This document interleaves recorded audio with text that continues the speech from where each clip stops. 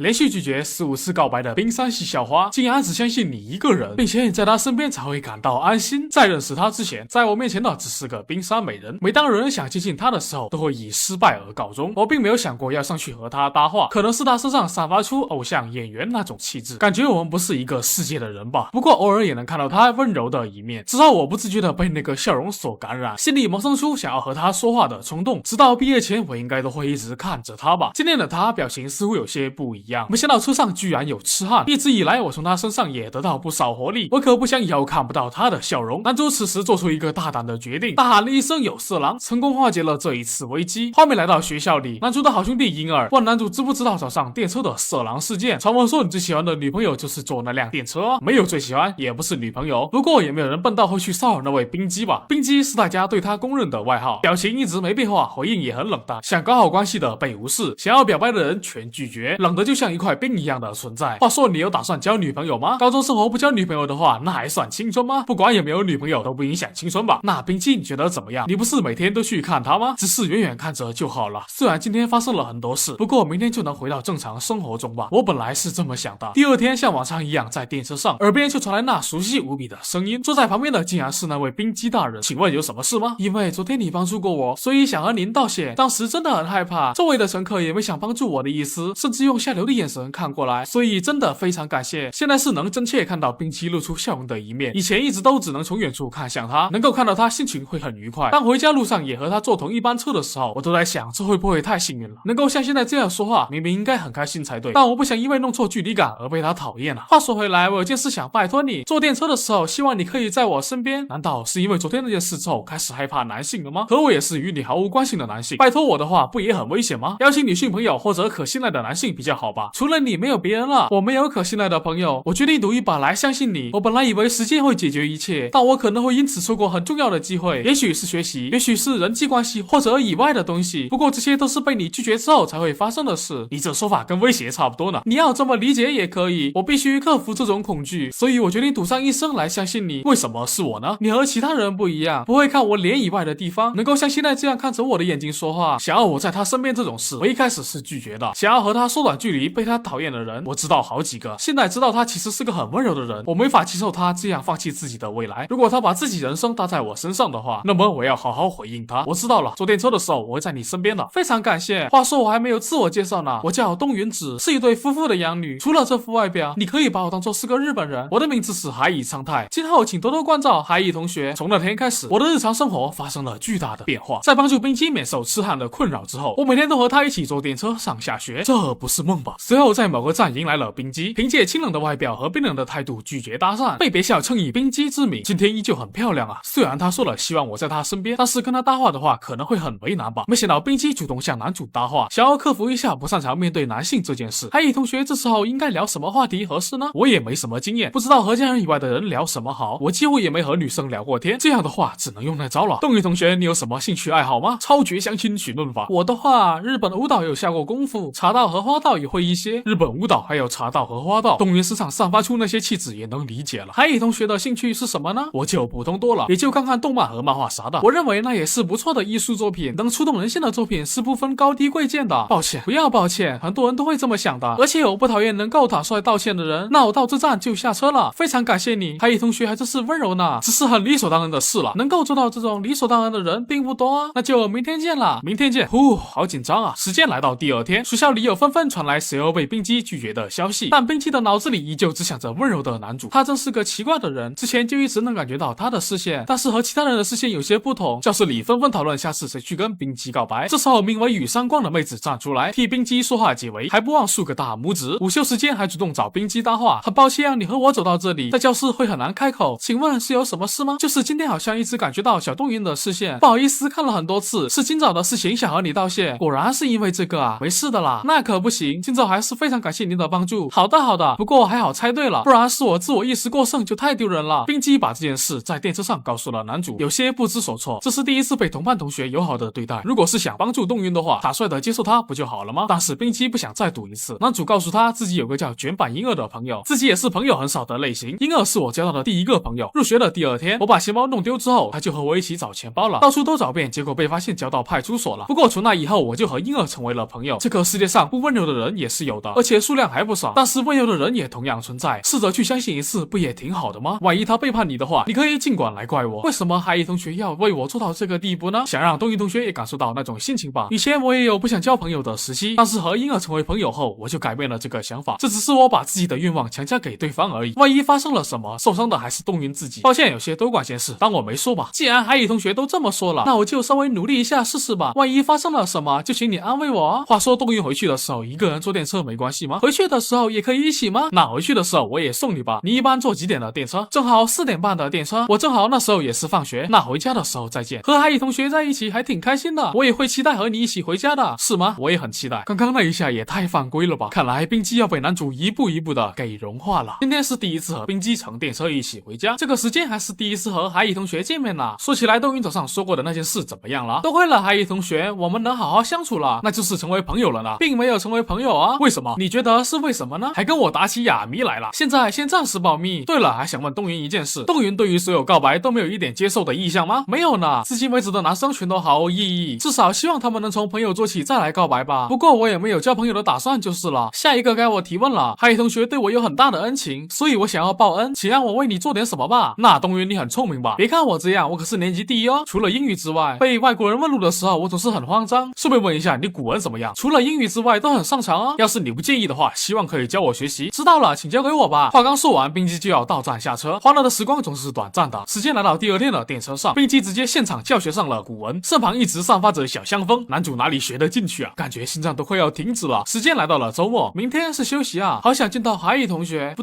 对，不是那样的，我没有那种意思。他是我至今为止遇到的人之中特别的存在，对我很温柔，没有私心，和他在一起既开心又惬意。如果开学习会的话，即使是休息日也可以在一起。我需要请他的话，会不会过来呢？总之先睡觉吧。在睡梦中，冰姬梦到小时候遇到养父母的场景，哇，真是愚蠢啊！今天我也会好好努力的，父亲大人，母亲大人。时间来到周一，男主再一次遇到冰姬的时候，又回到了最初的距离感。希望你能听我说件事，我不会背叛东云的。虽然不知道发生了什么事，但至少让我好好遵守我们之间的诺言。对不起，这是父亲教我的事情，不能让别人看到自己的弱点。从那以后，我就开始隐藏自己，和你相遇后就变得很奇怪。回过神才发现不小心流露真情了，被人看到弱点有违父亲的教导，所以才决定跟我保持距离啊。我明明说过要相信你，非常抱歉。一直伪装自己不辛苦吗？为了成为父亲那样的人，我想要看东云平时的样子。比起冰姬，我更喜欢平时的东云，因为我喜欢东云笑起来的样子。冰姬面对突如其来的夸奖感到害羞。不对，刚刚说错了。说错了吗？也不是说错了，就是看到你平时的样子会感觉更开心。我知道了，那么在你面前我就不再掩饰了吧。常态，我有一个坏消息和另一个坏消息，都是坏消息，你还说个毛？听说冰姬好像交到男朋友了，她和电车上的一个男生看起来很亲密。听到冰姬的传闻，你竟然这么淡定，你小子不会交到女朋友了吧？怎么突然这么说？因为你完全没被打击到而且你身上还有女生的味道哦。我先说清楚，不是恋人，是不是朋友都不太清楚。那你喜欢他吗？你这表情也太好猜了吧。常态，你没有被人骗吧？我知道婴儿是为我担心，但是他没有骗我的理由。既然他愿意信任我，那我也想相信他。那还有一个坏消息是什么？就是这次我和雾香的测试要危险了。西泽雾香是婴儿的女朋友，也是我为数不多的友人之一，所以要不要一起搞学习会？那周末来我家学习吧。说起来你一个人住呢，虽然不可以留宿，但2天应该也够了吧？那我之后和你联系。没想到转头来到冰姬这边，这个周末要一起开学习会吗？男主表示这下有点难搞，难道是已经有安排了吗？不是的，那个请告诉我实话。好的，随后就告诉冰姬自己和婴儿要开学习会的事，没想到被抢先了。东云告诉婴儿他们的话肯定可以一起的。不可以，算是海野同学的朋友，那也不是海野同学，我一定会补偿这一次的，请告诉我你方便的时间，就算是当天说我也绝对会到。我知道了，那么下周见。好，下周见。在结束和婴儿开学习会后的周一，在电车上男主和冰姬讲述学习会发生的事。今天男主要教冰姬不擅长的英语，两人的距离也越来越近了，近距离看到的冰姬也越来越耀眼。电车突然的摇晃让冰姬扑到了男主的怀里，两人看起来就像是甜蜜的小情侣。这时候婴儿发来一条消息，因为自己不喜欢吃甜食，所以让男主和自己女朋友去吃，也当做是学习会的谢礼。不是，这是什么疑惑操作？把男主当曹操用了是吧？男主也顺势跟冰姬说了这件事，冰姬让男主先去赴约，自己这边确定好时间再告诉男主。然后第二天，冰姬又恰巧来到了这附近，男主又正好在某个咖啡馆和雾香一起吃甜食，又恰好被冰姬给看到了。原来海野同学在这里啊！明明知道是他的朋友，告诉他可以去的人也是我，但为什么心里好痛？我这是怎么了？痛，太痛了！少女的冰封之心要被少年慢慢感化了。今夜的冰姬难以入眠，满脑子都是男主和别的女生聊天的场景。我这个人真是糟糕啊！第二天的电车上，冰姬也是心不在焉，她果然是生气了吧？如果立场换过来，东云和别的男性一起去吃饭的话，两人在电车上都沉默不语。来到到学校里的冰姬被雨山叫到教学楼后面，我直接开门见山了，小冬云，你是不是恋爱了？听到恋爱两字的冰姬满脸通红，难道是和你那个男朋友吵架了？不是男朋友，马上否认的行为让雨山更加认可了恋爱的行为。原来小冬云在电车上和男生在一起的事是真的呀，方便的话可以跟我说说吗？这种事闷在心里不说，可是会影响到将来哦。我嘴巴很严的，放心吧。再三考虑后，冰姬把之前的种种事告诉了雨山。OK， 确诊了，小冬云，你完全陷入恋爱了，你没谈过恋爱对吧？所以会稍微有点混乱。和他在一起的时候有没有心跳的感觉？和他在一起会感觉很安心，紧张和不安的情绪都会完全消失。原来如此，比起恋爱更像要结婚啊。雨山的直觉告诉他，男主的朋友肯定在测试冰姬，在试探小冬云是什么样的人，试探小冬云会不会因为别的女孩子吃醋。如果你嫉妒后直接去问他的话，大概就知道你人品如何。就算没有直接接触，也会根据两个人之间的进展去观察，和他聊天以后再决定下一步该怎么做。我的妈呀，堪比智斗巅峰了都。婴儿甚至都不知道女方是冰姬，说是我方派出顶级狗头军师，你又该如何应对？在两人的下一次见面后，冰姬表现得异常开心，异常的男主都以为冰姬人抽了。随后冰姬展开查户口式追问，上次家住哪里，下次家里老小，就是没有问到西泽的事情。放学后的一场大雨让没有带伞的男主寸步难行，没想到校门口跟丧尸围城一样挤满了人，外面站着一位如同偶像一样的女生，不知道在等谁。随后竟然向男主慢慢走来，海野同学，我来接你了。冬云，是我，海野同学。冰姬，原来是这么回事，你就是海野同学的朋友吗？初次见面，我是冬云子，从海野同学那里听了好多关于你的事。我是绝版婴儿，我是西泽雾香。前几天海野同学好像给你添麻烦了呢，只是谢谢你了。我还不能说自己陷入了恋爱，如果这份感情是恋爱的话，如果和书里读到的是一样的话，那我必须要改变。为此首先要做的就是海野同学可以和我做朋友吗？冰姬公开向男主做朋友，虽然觉得这样不太好，但必须要去确认这份感情是不是恋爱，所以我想和海野同学成为朋友。男主这时大脑还没缓过来，冰姬在担心会不会被拒绝，既然是美少女的请求，想必屏幕前的各位也不会拒绝吧。同意冰姬的好友申请后，冰姬也是非常的开心。当朋友的第一天，两人就撑起了香和伞，男主还要感受强势的视线压力。冰姬看到男主肩膀被雨淋湿，感觉两人的距离还是疏远，然后直接宣示主权，这样子就不会被雨淋到了吧？毕竟在下雨是没办法的事，只能这样子到家了。说起来，海野同学今天有什么安排吗？安排倒是没啥，那我想去海野同学家里开庆功宴。其实我很羡慕卷满同学和西泽同学那样可以去你家里开学习会，我也想和海野同学相处得更好。看到冰姬如此考虑自己，男主感到非常高兴，那就来办庆功宴吧，算是弥补之前那次。既然决定了，那今晚就由我来准备晚饭吧。冬云做的饭好期待啊，今晚就请你拭目以待吧。贴得那么紧，真是对心脏不好啊。这下太好了，终于可以和雨山同学成为朋友了。你们还不算朋友吗？现在还不算，我想把第一个朋友的位置留给海野同学，而且我有个想法，试也考完了，我们分别给对方一些什么奖励吧，什么奖励都可以。这么突然，感觉拿不出什么呢。其实我有件事想拜托海野同学，你希望我做什么？现在先保密哦。这哪里是交朋友啊，这分明就是要结婚啊。今天是冰姬要来男主家里做饭，这里就是海野同学的家啊，还挺大的呢，毕竟是大 house。妈妈说朋友来玩的时候也不会感到拥挤。第一次去别人家做客的冰姬显得很乖巧。你很紧张吗？我还是第一次到男生家里做客呢。确实，我也是他的第一个朋友，来朋友家做客也是第一次吧，一定要努力不让他留下糟糕的回忆。冰姬拍拍沙发，让男主过来坐在旁边，因为在电车上的时候，海野同学一直在旁边，所以坐在旁边会感到很安心。看到男主顺势坐下来，冰姬也开心得冒小花。说起来之前奖励的事情，我可以先说吗？我想要你摸摸我的头，然后夸夸我。男主脑子里100个问号，这两句话真的是能从冰姬嘴里说出来的吗？可以的哦，非常感谢。冰姬一直遵从父亲的教诲，不给别人看到自己的弱点，从幼年时期就维持端庄的形象，也从来不向家人撒娇，即使这样也不会觉得人生有什么不好。直到1个月前，在电车上遇到了海野同学，一句想要看到冬云平常的样子，直接让冰姬卸下了伪装。其实我非常喜欢和人撒娇，现在让海野同学看到这样的我也没关系，一直以来我都已经很努力了，所以我想向海野同学撒娇。男主毫不犹豫的把手放到冰姬的头上，冬云真的非常努力了，举止优雅，头脑也很好，用容易理解的方式教我学习，温柔也都是努力的成果。冬云的努力也帮助了我很多次，谢谢你，你可以做任何自己想做的事。冰姬现在只想借男主的肩膀靠一下。平时端庄文静的冬云只会向自己撒娇的冬云，了解他新的一面，心里很开心，但感觉不太妙啊。你能依靠我，我很高兴。如果是冬云的请求，不论多少次都可以，那我就定期麻烦你了。要忍受定期向我撒娇的冬云，有点没自信了。接下来就是实现男主的奖励了。来到男主家的厨房，发现比脸都干净。没想到男主是不会做饭的类型，平时都是在便利店吃，午餐也是小卖部的面包。食物是生命之源，每周六的午餐和晚餐还有平时的便当，我冰姬全都包了，这就作为你的奖励吧。男主觉得不好意思，有点难接受。冰姬说自己喜欢做饭，做2人的便当更容易些，毕竟做1人的容易多出来。等你吃了我做的饭再考虑如何，我绝对会让你说还想再吃的。不久后后桌子上就放着卖相不错的咖喱饭，男主浅尝一口之后发现非常的好吃，也很久没有感受过如此温馨的一顿饭了，同时也被冰姬的手艺给拿下，以后每天都能吃到冰姬的爱心便当喽。今天因而邀请男主到屋顶吃午餐，本来以为照常一样吃小卖部的面包，没想到男主说今天带了便当，因而感到很惊讶，这包装精美的便当不像是便利店的吧？常态你不会被包养了吧？只是我不做饭这件事被东云发现了，打开便当盒里就像开出了金色传说，如果没看过冰姬的那种表情，我到现在都没法相信啊，他和平时的样子确实有很大的反差。那差不多该和我说说是从什么时候和冰姬成为朋友的吧？一开始是帮助了东云，那之后他教我学习就成朋友了，吹牛逼呢！下雨就来接你，甚至给你做便当，这都已经是恋人了吧？不如说是恋人以上了，我都没有收到过雾香的便当。东云可能是没什么朋友，所以才非常珍惜我这份友情吧？那你呢？你喜欢他吗？我还不清楚自己喜不喜欢东云，我也是第一次有女性朋友，不是还有雾香吗？西泽是婴儿的恋人，我对他只能是朋友，但面对东云的时候是完全不同的感情，我也不知道是不是喜欢，这样慢慢去确认，我觉得也是件好事。但是作为朋友，我要提醒一句，你想想看，10年后在冰姬身边的男人，你希望是谁？男主想象10年后冰姬身边的男人如果不是自己，他散发出来的魅力，身边肯定是和他一样优秀的人吧。男主这时候看了看自己的手机，竟然连冰姬的联系方式都没有，在放学后的电车上询问冰姬可不可以交换联系方式，如果知道联系方式会很方便，在不忙的时候也可以闲聊，然后冰姬就开心的同意交换，而且也早就想和男主要联系方式了，加上好友的冰姬可太开心了，两人马上互发猫狗表情，问男主是不是喜欢狗狗，男主说喜欢，冰姬说猫猫狗狗自己都喜欢，改天想去一个可以摸小动物的地方玩玩。时间来到了晚上，冰姬已经耐不住开始发消息了，问男主可不可以煲电话粥，已经不想再抠字了。打电话给男主之后，其实根本不是讨厌抠字，只是想听到男主的声音。男主可太心动了，自己居然是被撩的一方。冰姬说自己其实9点就睡了，早上5点要起床准备便当，然后再跳一支日本舞。等考试的排名出来之后，周末再去一次男主家开庆功宴，两边越聊越上头，今晚高低也是个失眠。冰姬的父亲也察觉到了冰姬的变化，知道冰姬开始交朋友了，也没有反对他去朋友家玩，只希望冰姬能过一个没有后悔的人生。但是人的一生真的能度过一个没有后悔的人生吗？自从男主加了冰姬的联系方式后，每天的消息都在发个不停，就像热恋的小情侣一般。雨上来找冰姬搭话，冰姬像被发现了什么似的脸红了，既然已经拿到男主的联系方式，那接下来是不是该轮到我雨山了？毕竟明明是我先来的，却被狠狠的拒绝了。之后雨山也顺利成为了第2个朋友，还向冰姬提议可以用和男主撑香河伞的话题来减少对冰姬告白的愣头青。然后雨山就在教室里大肆的说起冰姬撑香河伞的事，班里瞬间就议论纷纷了起来，到底是哪个懒子能得到冰姬的青睐？冰姬说是一个很重要的人，连冰姬都说重要了，班里的男生瞬间感觉都没戏了。解决了告白的烦恼，冰姬又向雨山请教了穿搭，毕竟发表会结束后就要去男主家里开庆功宴，雨山就约冰姬放学后去购物，让男主放学后等他，结果就赶上了高峰期人最多的那趟电车，因为车上全都是人挤人，男主只能被迫贴在冰姬前面，最后不得已只能抱在一起了。冰姬说自己不讨厌和男主这样接触，非常的喜欢这样，说不定比想象中还要喜欢撒娇，心跳得明明很快，但又有很安心的感觉。两人就这样互相抱着一直到站才分开。而那一天的晚上，两人也因为这件事睡不着，打电话聊天到了很晚，看来两人的关系又慢慢的推进了一步。时间来到排名公布当天，冰姬穿着日常服来到男主家里，穿着日常服的冰姬也非常可爱，两人把成绩单倒扣在桌子上，有些紧张的准备揭晓答案。随后两人同时翻开成绩单，发现都是年级第一，两人都是有建模、有实力、有经济，这我还怎么代入啊？冰姬说自己英语不好，还考了100分，纯纯口嗨逗逗你的。那么这次成绩的奖励是什么呢？冰姬直接喊出了男主的名字昌太，以后都要直接叫男主的名字，也希望男主可以叫冰姬的名芷而不是姓，如果可以这么叫的话会很开心。男主也是非常害羞的喊了一声芷，冰姬听到后非常的开心，男主终于能叫出自己的名字了。冰姬说不定真挺喜欢撒娇的。饭后两人讨论要不要再举办一次学习会，上次那两公婆还想再举办一次，冰姬这边正好也可以邀请雨山，加深一下两边朋友的关系。冰姬要求男主一定要在场，因为自己很认生，所以希望男主能一直在身边。时间来到学习会当天，接到了婴儿西泽两夫妻之后，冰姬也是碰一下男主的手，在两人面前显摆了一下。随后雨山就到了，第一时间就冲到男主面前，看看这个让冰姬魂不守舍的男人到底长什么样。冰姬危机感马上就上来了，冲到男主面前拦住雨山，宣示主权。总感觉冰姬已经完全没有那时候的压迫感。人都到齐后就出发到男主家，看到男主家竟然这么干净，很难想象居然是个独居男生，而且还完全不做饭。听到周六有冰姬给男主做饭，三个人都傻了，都这样了居然还没交往，这已经完全是痛心妻子了吧？给冰姬直接挺爽忙了。男主出来解释的时候，冰姬还有点不高兴，三人赤裸裸的眼神看向了男主，感觉视线好刺骨啊！谁能想到冰姬居然被这种闷骚哥给攻略了。书接上回，冰姬一行人要在男主家开学习会，在学了2个小时之后，因为西泽高超的社交能力，让冰姬慢慢的融入氛围。时间很快就来到了中午，冰姬说要给大伙做午餐，大家都很开心，可以期待一下冰姬的手艺了。男主去帮忙打下手，但是想到别人也可以吃到冰姬做的饭，心里有点小吃醋。冰姬拿出厨房里的菜谱，打算做一下男主家口味的土豆炖牛肉，让男主放100个心，自己的独家手艺只给男主一个人做。小男主心里在想什么，冰姬都一清二楚。在做饭之前，冰姬还小小的撒了一下娇，让男主摸摸她的头，补充一下能量，贴得那么近，心跳的声音都能听到。但是冰姬的样子看起来很高兴就行。这时候羽山闯进来找冰姬有事，没想到撞见了2人的甜蜜现场，没想到2人直接无视羽山，依旧摸摸头。羽山没想到自己会吃一嘴狗粮，感到无语。冰姬让羽山把看到的事烂在肚子里。和男主认识之后，才发现自己是个很爱撒娇的人，而且也很喜欢男主摸自己头的感觉。男主也说冰姬想让自己摸多少次都可以。2人的气氛开始渐入佳境，旁边的羽山仿佛像电灯泡一样发亮。在吃完午餐过后，冰姬拿出几张公演会的门票给大家。11月的上旬有一个日本舞公演会，自己也会出演，想邀请大家前去观看。大伙都表示没啥意见，都会去给冰姬加油打气。从独身一人到现在交到了那么多朋友，看来冰姬的冰冷也稍微融化了一些。接下来就是好好期待一下公演会了呢。时间来到冰姬出演日本舞公演会当天，大家也都早早的来到了现场。在台下的男主却比冰姬还要紧张，那我们就进去吧。没想到冰姬的家人也来到了现场。男主看到冰姬的表演名单后，发现她竟然是国宝级人物的唯一弟子，难怪会对日本舞的练习那么严格。不久后演出就开始了，随着时间快速的流逝，来到了最后一场由冰姬出演的节目。在台上的冰姬简直美得出水，表演的水平很高，动作也非常的优雅。最近我总是在想纸的事，虽然在饮食和学习方面受她照顾，但纸在身边的时候会感到不可思议的平静。我不想和她分开，但我是东云的朋友，必须要把这份感情藏起来，所以我才一直避开视线，这种感情绝不能表露出来。突然台上的气氛就变了，比起刚才的舞蹈，冰姬的动作变得生动了起来。原来刚刚的冰姬非常紧张，她刚出来的时候气氛就像冰之公主一样，而现在在我面前的她展现出了自己的本色，我非常的高兴。这是比任何人都努力又非常美丽的纸，一切都体现在这支舞中。我对纸的感情在心中变得更加强烈了。现在的我非常的喜欢纸。随着冰姬完美的表演发挥，本次公演会到此结束。东云同学的舞蹈很优美啊，东云同学真厉害啊！看到桑太那么开心，我就放心了，还以为桑太又会说配不上他这种话。一开始确实是这么想的，但后来他渐渐展现出了平时的样子，让我觉得不再是冰姬，而是一个普通的女孩子。兄弟也感叹男主的气质变了，因为男主已经喜欢上了冰姬，想必已经没法再瞒下去了。既然如此，只能坦然面对。这时候一位短发女性找到男主，请问您是海以昌太先生吗？我是海以昌太，请问您是？不好意思，失礼了，我是东云家的佣人，同时也是负责纸小姐的专属助理，我叫须坂祥子，有件事想跟您说一下，当然您的朋友们也可以一起。祥子小姐先给男主一个鞠躬，感谢您和纸小姐成为朋友，和出手帮助大小姐。那个难道是从小子那里听说我的事了？我现在担任小姐专属管家，主要负责协助烹饪，也从小姐那里听说了你们的事。今天大小姐能发挥出真正的实力，全都托了海以大人的福。在小姐展示舞姿变得舒展奔放之时，视线的前方就是海以大人您，但是我和舞台有一定的距离，或许看的别人，海以大人比在场所有人都更为之着迷，所以我才明白这里还有件事想拜托您，是关于小姐和老爷夫人。小姐非常感激老爷夫人将她抚养长大，对此一直满怀感激。当然老爷夫人也爱着小姐，但和正值青春期的女儿相处似乎变得很困难，这样下去老爷和小姐两人之间可能会产生巨大的隔阂，那样小姐可能会受到很深的伤害，所以拜托海以大人和各位朋友了，希望你们能成为小姐的支柱。对于纸不用多说，我一定会成为她的支柱。我也是，我们虽然认识不久，但一定会帮助小子的，非常感谢各位。时间来到公演会之后的第2天，前几天非常努力的冰姬想要奖励，男主没有犹豫的答应了，也想感谢冰姬让自己看到了非常棒的演出，要是自己能做到的事尽管说。冰姬也不吝啬，直接求男主要抱抱。苍太同学的心跳让我感到安心，苍太同学没有什么想说的吗？因为苍太同学来看我的演出，我才能努力的完成舞蹈，在那之后老师也夸奖我遇到一个很棒的人，变得更上一层楼，所以这都是苍太同学的功劳，苍太君也需要奖励哦。既然这样，我就要你的1天时间，希望只能和我出去玩，大概就是去约会的意思，虽然很老套，但还是想去游乐园。冰姬听到很高兴，务必要一起去。小时候父母也邀请过，但看他们很忙的样子就拒绝了，已经能想象到冰姬懂事到心疼的画面了，那就把之前那份一起补回来吧。这边在嘻嘻哈哈甜蜜蜜，另一边却出现了强劲的对手。父亲大人，我对前几天在公演会上跳舞的那位女性很在意，您能为我安排一门亲事吗？对方可是生意对头的女儿，你说这话是认真的吗？是的，很抱歉做了不孝子，我会考虑的。生意死对头要来来提亲，你说是世交都比得靠谱吧？都被男主攻略完了才跳出来，想不到男主会输的理由啊！冰山系小花和你去游乐园约会，结果却是摩天轮的告别。男主向冰姬借了1天时间，打算带冰姬去游乐园约会。冰姬决定向羽山询问一下衣服的穿搭。这时管家叫冰姬前去食用晚餐，在用餐时父亲突然开口让冰姬等下去房间，有重要的事情要告知。时间来到几天后，两人约会的当天，电车即将到达和冰姬约定的车站，男主内心无比的紧张。电车门开的瞬间，穿着可爱冬装的冰姬正向男主打着招呼。冰姬说一直期待着今天，看到他比平时还有活力，男主很放心。两人互相称赞对方的衣服很合身。冰姬直言今天要玩个痛快。来到游乐园里，两人感到很新奇，因为都是第一次来。冰姬没想到男主竟然也是第一次来。男主说乡下的老家周围没有这种地方，在上初中的时候家里说好去远足，但从那时候起父亲的工作就变忙了，结果一直没能去成。随后男主反问冰姬有没有和家人去过其他地方，冰姬说小时候去过一次动物园，其他的地方因为顾虑就拒绝了。男主提议以后两人要一起去各种各样的地方看看，比如水族馆、美术馆之类的。冰姬听到后只是低声回应。男主察觉到冰姬的情绪好像不对，询问她身体是不是不舒服。冰姬说只是发生一些事情有些恍惚，和男主一起玩的话应该很快就能忘掉了。既然是他不想说的事情，男主也不想继续追问，接下来就玩得尽兴些吧。两人一起看着游乐园地图，规划着游玩的路线，结果因为在设施里奔跑，还被工作人员训斥了一顿。不久后来到午饭时间，今天冰姬做了男主最爱吃的便当，男主开始大肆的享受起来。但只要男主说到一起，冰姬总会露出别样的表情。美好的时间很快就来到了傍晚，男主还想和冰姬玩最后一个项目。两人在摩天轮前排起了队，随着摩天轮缓缓上升，男主在思考着告白的时机。为了打破尴尬，说了句夕阳真美。但此刻气氛变得凝重，两人的表情都严肃了起来。冰姬说自己有很重要的话要讲，想到你一如既往温柔的声音，也希望你能一直拥有灿烂的笑容。男主或许知道他要说什么，但内心充满抗拒，他不想听，但又必须要听。冰姬直视着男主说了句话，今天是我能见苍太君的最后一天了。冰山系小花与你的游乐园约会，希望能留下最后的回忆。在缓缓升起的摩天轮上，男主一脸震惊的看向冰姬，不敢相信冰姬刚才说了什么。冰姬面无表情的说，今后就不能再和苍太君见面了。男主脸上满是悲伤和不解，想问一下冰姬理由是什么。冰姬回答自己和某位先生的婚事已经定下，最后应该会订婚，对方是某家公司社长的儿子，似乎在公演会的时候对我一见钟情了。我的父亲是一位企业家，正要向海外拓展和服等业务。男主恍然大悟，怪不得冰姬对日本传统技艺那么精通，而且对方是经营着首屈一指的和服公司，这无疑是一场商业联姻。冰姬上周从父亲那里听说了这件事，希望能在下周日安排相亲，如果能够订婚成功的话，对方的公司就能被整合进自己的集团。男主反应过来下周日就是明天，紧张的问冰姬有没有接受。冰姬沉默了一会儿，然后说出是自己主动提出接受的。男主再一次愣住了。冰姬说自己还是没能做出改变，把男主卷进来真的很对不起，他很久以前就预料到会有婚事这一天，所以利用了苍太君。他问男主还记不记得两人第一次说话的情景，在电车里你主动和我搭话，那时我说过时间总有一天会解决问题，但就因为这个总有一天，我可能会错失一个重大的机会，我必须要克服这种心理恐惧，因为真到了相亲的时候还害怕男性的话会产生很多不利，所以利用了苍太君。原本应该是这样的，但现在的冰姬却真的喜欢上了苍太君，因为对苍太君的喜欢加深，我也想要改变自己，这样即使父亲提出亲事，我也能有理由堂堂正正的拒绝。冰姬本来以为自己已经下定了决心，男主伸手为她拭去眼泪，冰姬握住男主的手，直言最喜欢他温柔的样子，但自己还是选择了最糟糕的结果。男主问他为什么没能拒绝，冰姬回答自己最喜欢父母了，在孤身一人的时候是父母拯救了我，这份恩情穷尽一生也报答不完。再三思考下，冰姬还是选择了父母，现在已经走出了一条无法回头的路。本来想早点告诉男主的，但会让自己很害怕，一直告诉自己明天再说吧，明日复明日，一直拖到了今天。他想让男主恨他，但他知道温柔的苍太君做不出这种事，希望苍太君能遇到更好的人，然后和那个人幸福的生活，建立一个幸福的家庭。说着说着，冰姬也崩溃了，他想象不到人生里没有男主的生活，男主也不想要没有冰姬的人生。作为最后的回忆，冰姬献上了自己的初吻，希望苍太君能有一个幸福的未来，他由衷的祈祷着。再见了，苍太君。冰山系小花陷入相亲危机，你孤身前往单刷小花家副本。在和冰姬约完会后，男主回到家中束手无措，躺在沙发上想着就这样睡着，从这个世界消失掉。突然一阵咚咚的敲门声响起，男主已经没有力气再去理会，但门铃却一直响个不停。男主只好不耐烦的起身去开门，来的人是好兄弟婴儿，一来就看到男主阴沉的脸色，他让男主把事情全都说出来，我绝对会帮你的。然后男主把今天和冰姬约会的事情一五一十的都说了出来，婴儿也算是听明白了，如果能够阻止的话，男主早就这么做了。但是冰姬已经下定决心，男主觉得自己已经没有介入的余地了。婴儿理解不了男主受到的打击，也没办法笨拙的同情。婴儿不是很认可这种自我牺牲，连男主都接受了这种觉悟的话，那结果就是谁都不会幸福。男主觉得冰姬就算接受这门亲事，也不一定会变得不幸。婴儿又反问男主，在遇见冰姬之前，他很幸福吗？就像你现在笑不出来一样，他同样也笑不出来。又是谁融化了他心中的冰呢？谁又是他敞开心扉唯一的人呢？冰姬心中最特别的人就只有你啊，苍太。在婴儿的嘴遁下，男主也逐渐失去了信心。他问婴儿，接下来自己这件乱来的事情真的能够做到吗？婴儿也不知道，但会全力的支持男主。两人碰拳激起斗志，男主在心里想着绝对不会再让冰姬哭泣了。画面转来到冰姬的家中，母亲正在为冰姬整理仪容。冰姬看着镜子中的自己，真想让苍太君看到这一切，但一想到不可能就止不住流眼泪。就在这时，门铃响了，对讲机里传来男主的声音。此刻的男主已经下定决心要来冰姬家里刷副本了，这也为了10年后能够陪在冰姬的身边。前往冰山系校花家阻止相亲，向岳父大人传达心意。男主来到冰姬家门前准备抢亲，对讲机里传来女士的声音，让男主稍等片刻。男主看着眼前这个大房子，内心感叹真是个不得了的家啊。不久后，一位身着西装表情严肃的中年男人走了出来，他自我介绍是东云子的父亲东云忠一郎。男主立刻鞠躬行礼，介绍自己是您女儿的朋友，名叫海以苍太。老父亲听到后表情变得严肃，自己的女儿有异性朋友还真是第一次听说。这时管家小姐出来解围，说是从大小姐那里听说过男主。父亲听到后打消了顾虑，让男主进来谈谈。三人来到一间和室，老父亲已经迫不及待的想问问题了。他问男主为什么会来这里，男主说自己是来阻止相亲的，现在不阻止的话，无论是子小姐和我还有忠一郎先生将来都会后悔的。忠一郎的表情瞬间凝固了，他问男主是从哪里知道今天的事情的。男主回答是昨天和子小姐一起去游乐园的时候，从本人那里听说了相亲的事。老父亲突然反应过来，女儿每周都去的地方竟然是你小子这里。男主在内心祈祷婴儿的计划能奏效。他回想起和婴儿的谈话，婴儿觉得女高中生相亲一般都会拒绝吧，但这只是自己的猜想。最近冰姬的父亲发现女儿和一位叫苍太的朋友相遇后，正朝着好的方向改变。他或许是想女儿能交到更多朋友，也许会很高兴，然后以同龄人的相亲为契机，或许能够成为朋友，于是就安排了这场相亲。忠一郎以为女儿重要的人是同性朋友，没想到竟然是男主。他有些自责，原来是因为自己才让女儿做了那么残酷的选择，一切都跟婴儿说的一样。这对父女因为太过为对方着想，才导致了命运齿轮的错位。忠一郎问男主是女儿的什么人，男主说自己是子小姐最好的朋友，比任何人都更想珍惜子小姐，比任何人都希望她幸福的朋友。此刻不再斟酌言辞，去传达真实的心情，因为10年后在小紫身边的人，我觉得我才是能给她最大幸福的人。为阻止冰山系校花相亲，你把岳父副本给疏通了。岳父大方的承认了自己的作为，知道这件事对男主伤害很大，也为自己的无理向男主道歉。男主认为不应该向自己道歉，该道歉的对象是女儿。然后又向岳父问了冰姬以前的事情，岳父则开始阐述过去，以前只是把冰姬当作继承事业的工具，因为和妻子之间没有孩子，因此打算收养一个孩子，把他培养成接班人。那时候两人遇到了3岁的子夫妇，两人告诉他，从今天起你的名字就叫子了。夫人解释这意思是风平浪静的水面，是从你美丽的眼眸里得到的灵感。之后岳父着手样子学习了日本巫泳和茶道还有花道，自己女儿是穿着和服的外国小孩，在事业上很多时候都能派上用场。然后就犯下了一个巨大的错误。有一天年幼的子来到父亲的书房，想到总有一天能帮上父亲大人，所以想问工作的时候要特别注意些什么呢？父亲告诉他不要在他人面前示弱，通过不断的伪装自己，工作也会进行得更顺利。这些话也为日后变成冰姬埋下了种子。在多年过去之后，父亲也意识到了，希望他能自由的生活，而不是被事业束缚。当他问子除了练习还有没有想做的事情，子回答觉得练习很有趣，母亲也让他可以过得自由一些，但这样的话就无法成为像父亲大人那样优秀的人了。他渐渐变得不再展露自己真实的一面。父亲想着靠自己是不行了，如果有一天能出现让子开心的人，子会不会因此改变呢？就算不立刻解决也没关系，总有一天会好起来的。忠一郎带着这样的想法逃避到了工作当中。多年后让他惊喜的是，女儿最近变得经常外出了，看起来是交到了新朋友，这或许是个好兆头。因为这件事感到很高兴，所以把一厢情愿的想法强加到你们身上。岳父深深的低下头，对自己的所作所为感到抱歉。男主还是认为不应该向自己道歉，可以的话请与子和好吧，一切都还来得及。因为子比任何人都爱着自己的父母。此时身后的门唰一下子被拉开了，冰姬认为没有那个必要，因为自己已经全都听到了。最后只留下冰姬一副面无表情的样子。在门外偷听的冰姬此刻拉开房门，宣称没有那个必要，因为自己已经全都听到了。母亲为此感到抱歉，并解释一直在找合适的时机进来。随后向男主自我介绍道，自己是芷的母亲，名叫东云千惠，至今为止很感谢男主对芷的照顾。男主也不好意思的回礼，说芷小姐也关照自己很多。随后母亲让两人先就坐，冰姬严肃的看着眼前的一切。突然父亲行了土下座，为之前的一切感到非常抱歉，因为把芷的一生搞得一团糟，已经不知道该从何道歉了。三个人都非常惊讶的看着他。冰姬让父亲抬起头，因为最喜欢父亲大人和母亲大人，两位对我有数不清的恩情，所以即使被当成工具，我也不会感到悲伤。母亲突然紧紧的抱住冰姬，愧疚的抱歉让冰姬说出了这些话。即便没有血缘关系，小芷也是我们的女儿，爸爸妈妈现在也只考虑小芷的幸福。对于冰姬来说，他们就是唯一的父母，父母也想要把女儿放在第一位考虑。父亲这时候郑重的提问，想要再次确认今天的这门亲事真的能让芷幸福吗？两人惊讶的互相看了一眼，随后冰姬说，这次的亲事是发自内心期望的，但是如果可以的话，请再给一次机会。这次想要和男主单独聊一聊。最终房间里只剩下男主和冰姬两人，隔着桌子相对而坐，和冰山系校花当面告白，成功以结婚为前提进行交往。冰姬此刻跟男主有很多话想说，他想知道男主为什么会来。男主说因为喜欢小芷，所以自己无法放弃。冰姬脸上泛起红晕，惊讶得说不出话，随后悲伤的低下了头。他坦言已经深深的伤害了男主，男主理解他是为了家人。冰姬解释自己不是出于恶意这么做的，但确确实实背叛了苍太君啊。男主并不这么认为，冰姬觉得自己配不上他，认为男主将来会遇到一个更好的女孩，绝对不会背叛你的女孩。男主却说，如果不是芷的话，我才不要，不想认识什么素未谋面的陌生人，我只要芷一个。冰姬说自己可能会再次背叛他，男主认为现在的冰姬没有理由背叛他，现在冰姬的父母也知道了他的存在，所以冰姬也不会再背叛任何人了。虽然这次让他经历了痛苦，但希望他不要再做同样的事了。冰姬闻言后泪流满面，哭着说自己可能还是会伤害到男主。男主温柔的说，这样的话我们两个人就一起去改正，就算被伤害了无数次，我也绝对不会离开芷。小芷也是个能够成长的人，就连不擅长的英语也克服了，不是吗？只要和大家一起的话，就绝对能做到。男主坚定的说，自己想要芷得到幸福，所以才会来到这里。我喜欢的芷最喜欢你了，即使10年后也想待在芷的身边，想在芷的身边欢笑，也希望芷能在我身边欢笑。他这次向冰姬请求，请以和我结婚为前提，和我交往吧。他温柔的将手伸向泪眼汪汪的冰姬，冰姬将手交给他，随后紧紧的抱住了男主，笑着流泪回答，好的。